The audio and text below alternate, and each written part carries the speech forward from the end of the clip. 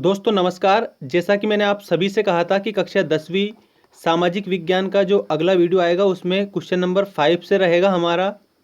ठीक है, question number 5 आपके सामने है, वनों का संरक्षण क्यों आवश्यक है, यहाँ से। और इसके पहले मैंने इकाई जो 1 है, इकाई 1 का वीडियो बना दिया है। जिन्होंने भी नहीं देखा है आप देख सकते हैं। ठीक है, इसके पहले वाला वीडियो जिसकी लिंक जो है आपको मिल जाएगी डिस्क्रिप्शन में, मैं लिंक दे दूंगा। और अब हम जानेंगे ये क्वेश्चन नंबर 5 से लेकर के, तो ये एक इकाई है, ये आज कंप्लीट हो जाएगी। इसके बाद में आपको नेक्स्ट वीडियो में आपकी सेकंड इकाई रहेगी सामाजिक विज्ञान की, और यही क्वेश्चन आपके वार्षिक परीक्षा में भी पूछे जाएंगे। ठीक है, और उसके बाद में आपकी जो प्री बोर्ड परीक्षा है उस प्री बोर्ड परीक्षा में भी पूछे जाएंगे। ठीक है, प्री बोर्ड परीक्षा की डेट आ चुकी है 12 तारीख, तो ध्यान रखना आप सभी। और एक और चीज़ मैं इसमें आपको बता दूं कि कितने हो चुके, एक इकाई के आपके पूरे क्वेश्चन हो चुके हैं। सिर्फ ये 5वां 6वां 7वां और 2-3 क्वेश्चन और बच गए हैं। बड़े बड़े question long answer type question बच गए थे, वो अभी हम कंप्लीट कर लेंगे। देख सकते हैं ये इधर वाले क्वेश्चन पहले करवा दिए हैं मैंने। और अब हम क्वेश्चन नंबर मतलब कि जो ये क्वेश्चन नंबर 5 है ना, वनों का संरक्षण क्यों आवश्यक है, यहाँ से स्टार्ट करेंगे। तो ये रहेगा आपका, देख सकते हैं आप ये सारे, ये कितने रहेंगे, ये आपका यहाँ तक रहेगा 15 क्वेश्चन तक। ठीक है, खनिज पदार्थ का क्या महत्व है, क्वेश्चन नंबर 5 से लेकर के तो 15 क्वेश्चन तक रहेगा। और इसके बाद में दूसरी इकाई बताऊंगा। दूसरी इकाई ये वाली है, देख सकते हैं इकाई 4 मानचित्र पठन एवं अंकन। ठीक है, मानचित्र पठन एवं अंकन, ये आपको समझना रहेगा। अगले इकाई में अगले क्वेश्चन रहेंगे, प्रश्न प्रश्न बता रहा हूँ, उत्तर भी बता रहा हूँ। ठीक है, प्रश्न और उत्तर दोनों हैं, इसलिए आप वीडियो को लास्ट तक जरूर देखें दोस्तों। और देखो, जितना आपको याद करने को मिल रहा है, जहाँ से भी मिल रहा है बिल्कुल आप याद करिए।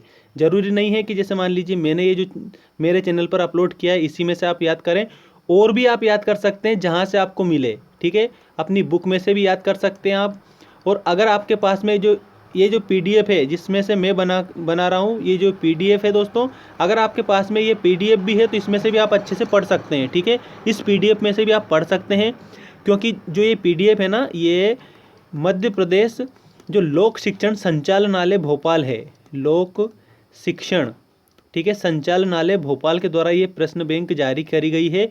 और कक्षा 10वीं के लिए, ठीक है, हर वैसे तो मतलब 11वीं के लिए भी करी है, 9वीं के लिए भी की है और 12वीं के लिए भी की है, लेकिन 10वीं वाले विशेष रूप से इसलिए ध्यान देंगे क्योंकि उन्होंने उत्तर भी बता दिए हैं। प्रश्न बैंक तो बनाई है, प्रश्न बैंक से आपको उत्तर भी बता दिए हैं।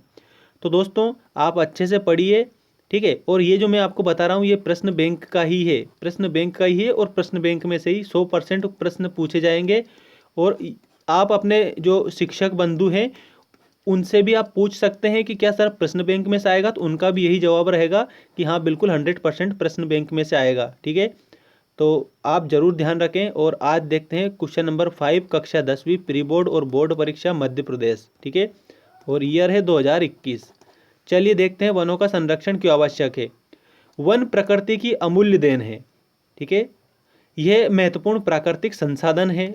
वन किसकी देन है, याद रखना, वन प्रकृति की अमूल्य देन है, प्रकृति की अमूल्य देन है। और ये एक प्राकृतिक संसाधन है। ऐसा अनुमान है कि प्रारंभ में पृथ्वी पर 1/4 भाग में, 1/4 भाग में मतलब वन पाया जाता था। क्या पाए जाते थे, वन पाए जाते थे।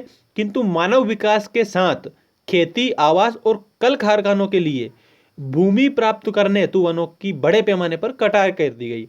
मतलब कि क्या हुआ कि पहले 1/4 भाग पर, ठीक है, क्या था, वन था पूरी धरती पर, किंतु मानव विकास के कारण खेती, आवास, आवास मतलब रहना, और कल कारखाने, इसके लिए भूमि उनकी आवश्यकता पड़ी। अब जैसे ही भूमि की आवश्यकता पड़ी तो उन्होंने वनों की क्या कर दी कि बहुत ज़्यादा वन को क्या कर दिया, उन्होंने काट दिया। क्या कर दिया, वनों को काट दिया।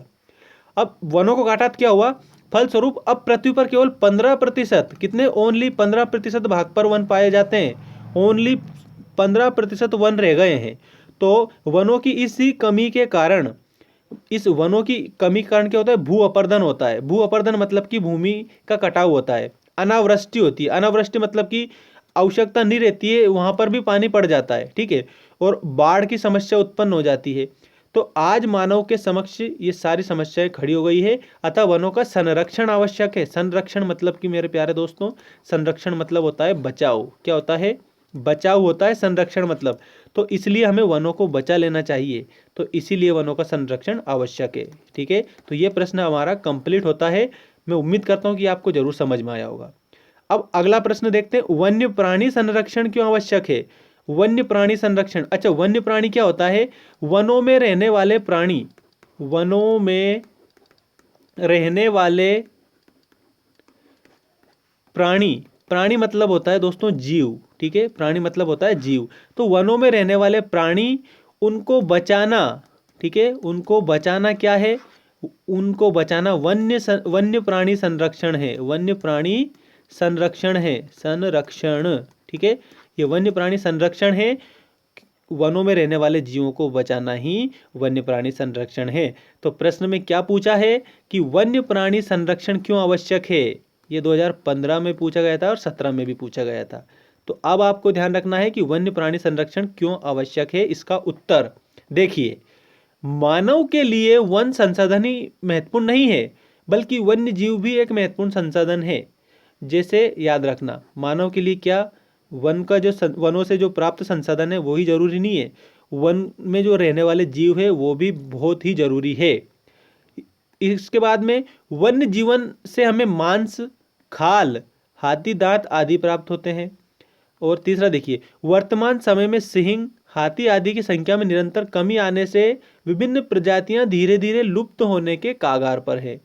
इन्हें पर्यावरण के संतुलन के लिए बचाना अनिवार्य है। किसके लिए बचाना अनिवार्य है दोस्तों? पर्यावरण के संतुलन के लिए इन्हें बचाना अनिवार्य है। मतलब वन में जितने भी प्राणी रहते हैं उन्हें हमें क्या करना चाहिए? उन्हें बचाना चाहिए, उन्हें बचाने के प्रयास करना चाहिए, उन्हें हानि नहीं पहुंचानी चाहिए। ठीक है, वन्य प्राणी संरक्षण दोस्तों इसीलिए आवश्यक है क्योंकि ये हमारे पर्यावरण को संतुलन बनाते हैं। मतलब कि पर्यावरण में संतुलन बनाते हैं का तात्पर्य क्या है कि पर्यावरण की सुरक्षा में इनका अहम योगदान होता है दोस्तों। इसलिए हम कह सकते हैं कि हमें वन्य प्राणी का संरक्षण करना चाहिए, वनों के प्राणियों को बचाना चाहिए। अब देखिए क्वेश्चन नंबर 7। क्वेश्चन नंबर 7 में क्या दिया है समझ लो आप इसे। वन्य प्राणी संरक्षण के उपाय लिखिए।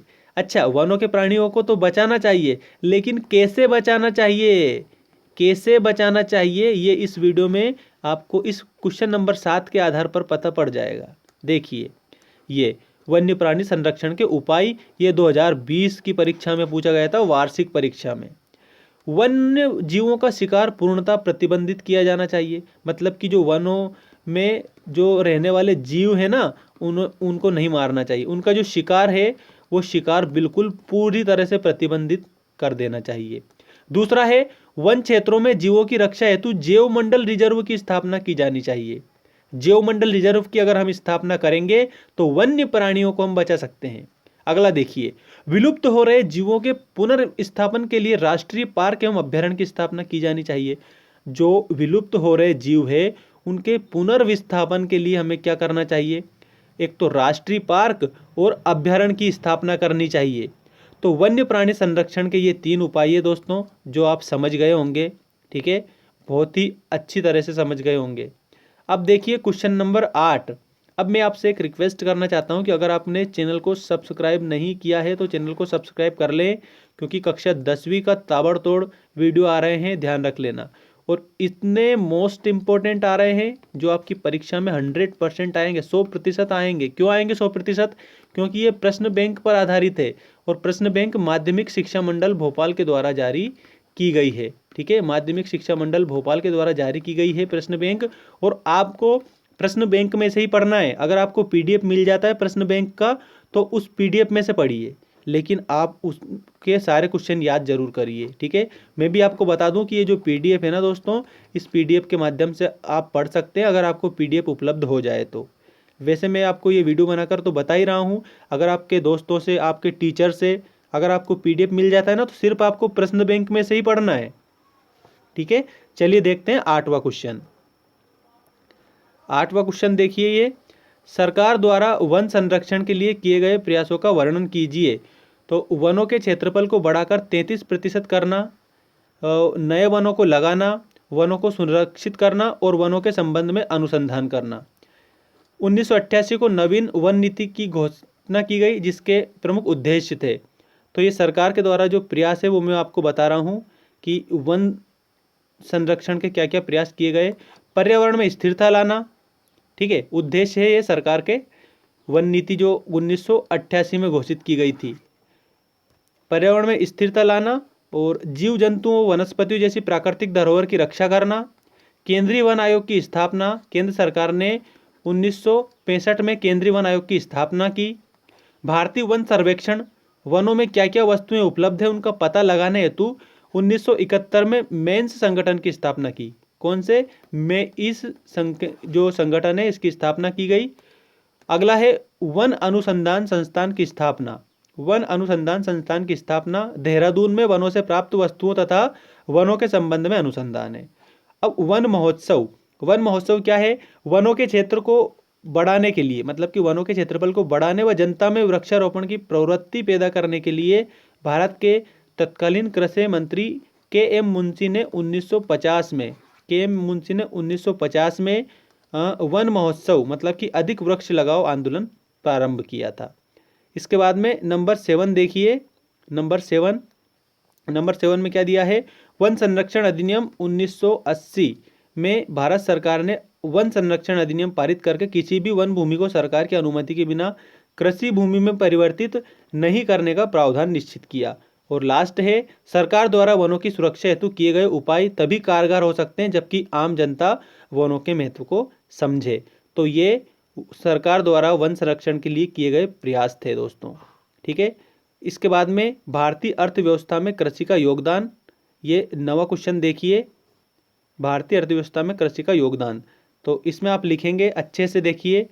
भारत एक कृषि प्रधान देश है और कृषि भारतीय अर्थव्यवस्था का मूल आधार है। देश में श्रम शक्ति का 58.2% भाग कृषि क्षेत्र से अपना जीवन चलाता है।